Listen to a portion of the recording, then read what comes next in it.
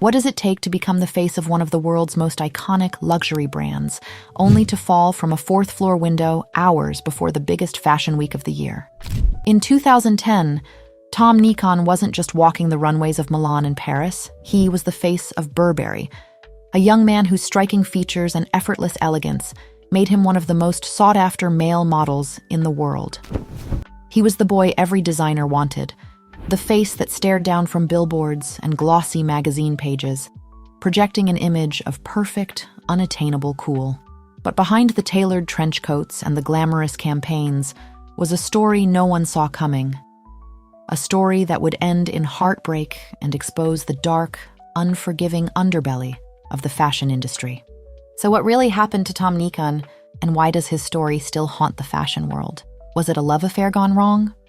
Or the profound isolation that comes with living a life out of a suitcase? To understand what happened on that June afternoon in Milan, you have to go back to where it all started. A quiet life in Montpellier, in the south of France. Tom Nicon wasn't born into the fashion world. He wasn't scouted at a glamorous party or discovered at a prestigious agency open call.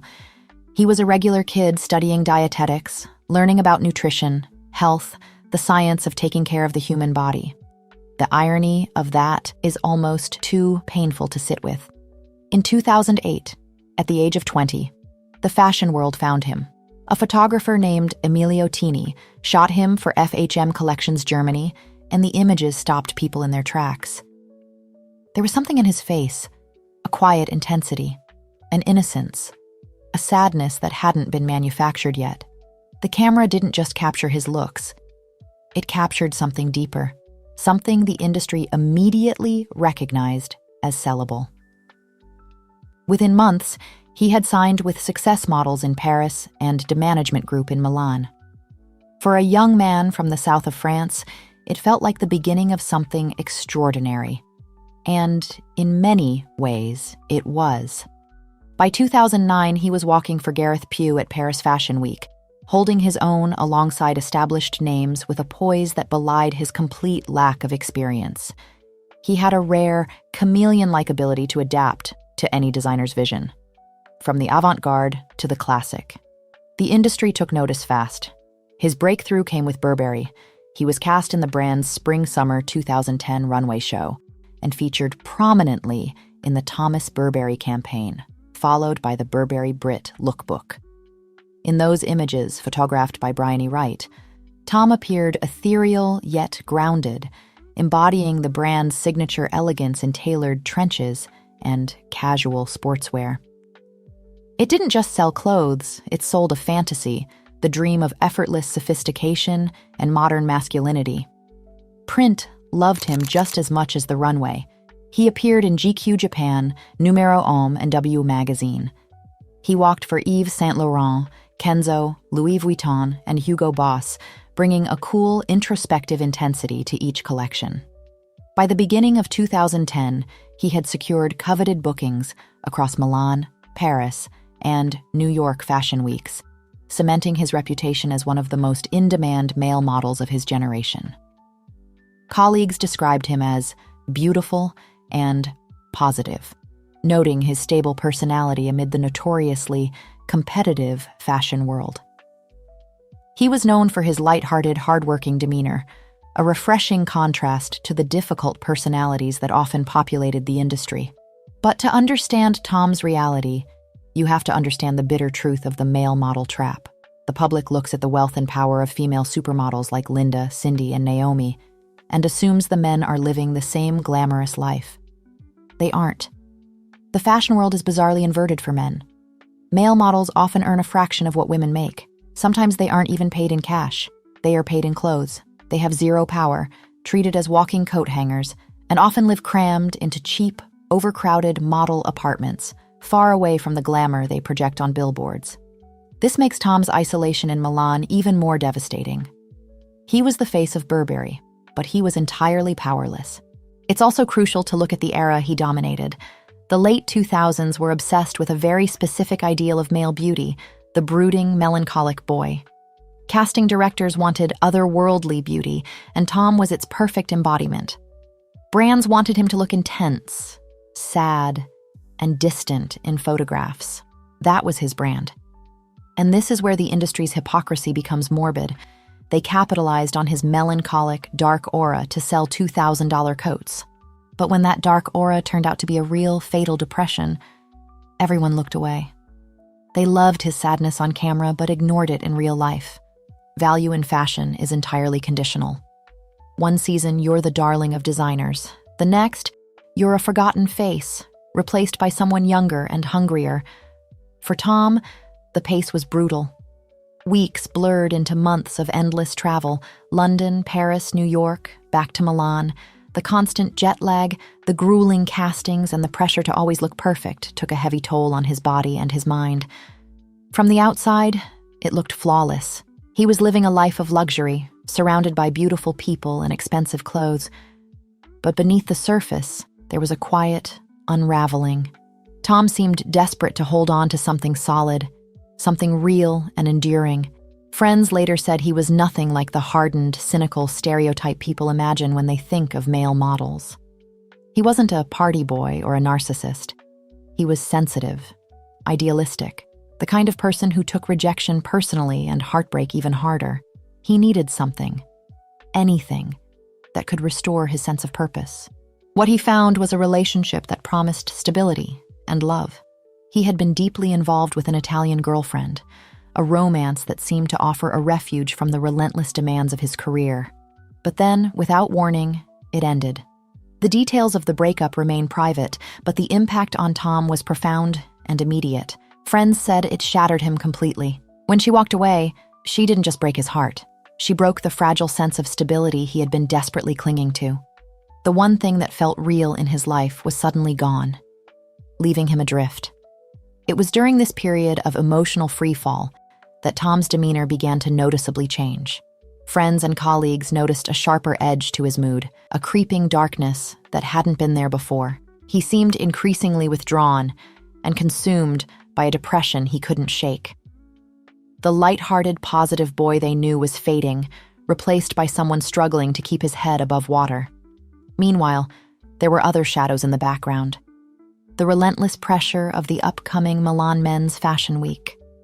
The endless castings, the grueling fittings, the constant scrutiny from designers and casting directors who held his future in their hands. It was a pressure cooker environment that left no room for grief or vulnerability.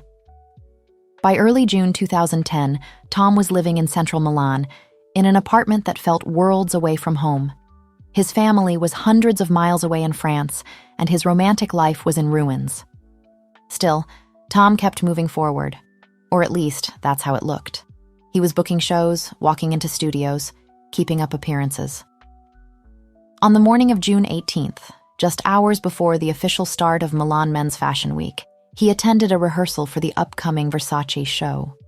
Designer Donatella Versace later recalled that he appeared calm, though perhaps quieter than usual. It sounded ordinary, comforting even, a model doing his job. But the following hours would shatter any illusion of normalcy. That Friday, Milan was buzzing with the frantic energy of Fashion Week preparations. Outside his apartment building, the city was alive with anticipation. Inside, Tom was entirely alone with his thoughts. That afternoon, the silence broke with a tragedy that sent shockwaves through the global fashion world. He had fallen from his fourth-floor window and was found in the courtyard below his apartment. Italian police ruled it almost immediately. No signs of a struggle, no evidence of foul play. The case was officially labeled as self-inflicted death. No goodbye note was found in the apartment, leaving his final thoughts a mystery. The open window and undisturbed surroundings pointed to a sudden, desperate act. A moment of overwhelming despair from which he saw no other escape. He had also missed a scheduled meeting with his modeling agency later that day. For a model known for his professionalism, missing an appointment on the eve of Fashion Week was a glaring red flag that went unnoticed until it was too late. News of his death spread fast, and so did the relentless speculation. Headlines across the globe painted him as another tragic figure in a world obsessed with beauty and youth, reducing his complex life to a sensationalized cautionary tale. But the truth was far messier. tangled in a web of personal heartbreak, profound isolation, and the relentless pressures of an industry that had never been designed to protect its most vulnerable members. What makes Tom's case even more haunting is the broader context in which it occurred.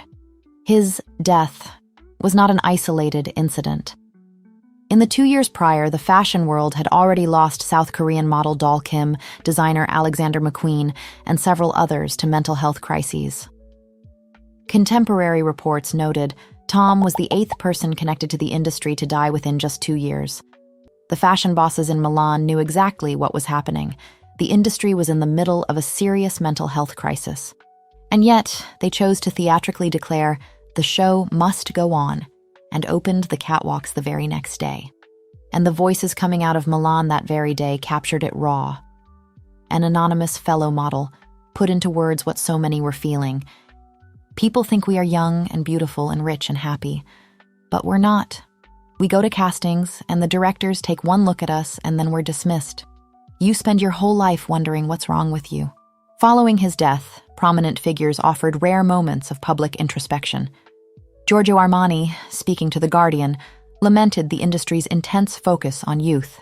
This world is too closely linked to youth and makes it seem like life ends at 22. We need to make the young understand life is beautiful from 23 onwards as well. He urged greater support for young people navigating life's disappointments, highlighting how the industry's obsession with the new can make early setbacks feel catastrophic. Donatella Versace, whose brand Tom had walked for multiple times, described him as a sweet boy. We just can't understand why he did what he did. When we heard the news, we were all so upset, and we still are also very sad. In the days that followed, the tributes trickled in the way they always do in fashion, carefully worded, carefully timed, and carefully distant. His Milan agency, De Management, released a statement calling him a true friend, a wonderful human being, and a great model, which sounds warm until you realize that 3 lines on a website was all the industry had to offer a 22-year-old who had been making the money for 2 straight years. Model Jethro Cave, who actually knew Tom, not as a booking or a campaign face but as a person, told British Vogue he was light-hearted, positive, and beautiful. The kind of guy who made everyone around him feel at ease, even in the most competitive rooms in fashion. And that's what makes all of this so much harder to sit with, because the Tom that his friends describe is not the Tom who was sitting alone in that Milan apartment on a Friday afternoon while the rest of the city was getting ready for Fashion Week. And then the press moved on. Within days, nobody was talking about Tom Nicon anymore. The shows continued. The bookings continued. New faces replaced his. That's how fast it happens in fashion. You go from Burberry campaign to forgotten in a news cycle. But here's what should make you angry. After Tom's death, the 8th person connected to the fashion industry to die in just 2 years, nothing changed. In the years that followed, the conversation about model welfare came up occasionally, after another death, after another scandal, and then quietly disappeared again. A few agencies introduced voluntary wellness programs. A handful of countries passed laws requiring chaperones for underage models. But for adult male models like Tom, the assumption stayed the same. You're a grown man. You should be able to handle it. But perfection is a dangerous illusion. It hides the cost, the control, the profound loneliness that defines so much of this industry. And that's why Tom Nicon's story still matters, because it exposed a systemic failure to protect the young people who fuel the fashion machine. Behind every flawless campaign is a person navigating an impossible standard in an environment that too often confuses value with youth, obedience, and fragility. And maybe that's the hardest truth to face, that behind the illusion of beauty, the cost was always higher than anyone wanted to admit. Let me know your thoughts on this story in the comments. Thanks for watching, and as always, I'll see you in the next one.